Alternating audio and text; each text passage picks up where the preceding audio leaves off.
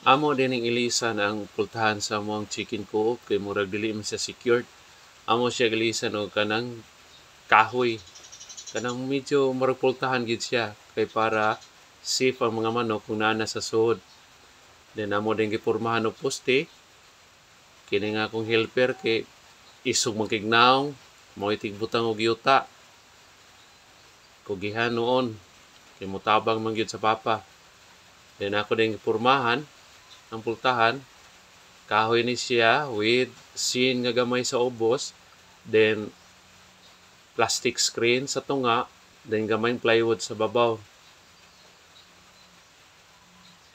Then mga 2 days gini na mo nahimo. Kay di mo tayo sad sayon bisag pultahan lang. Abi man ako dali ra ni siya kini di ta klaro nga panday day. Di kita kamao, di dayon madali. Then ako na din giporma siya. Klaro na ko kung sakto ba gyud. Dili ba kayo hiwi. Then mo na siya. Screen sa tunga, sin sa ubos, then gamay plywood sa babaw. Gihawom-hawom lang sad ginako nga kanang maklaro gid nga secured ang mga manok kung naa na sa sulod. Then ako din siya gibutang og bisagra, duha ka bisagra ni siya nga 1/2 by 3 inches.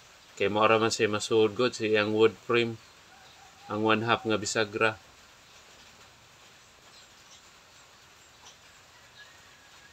Li kung okay ba. Then mao na ni resulta.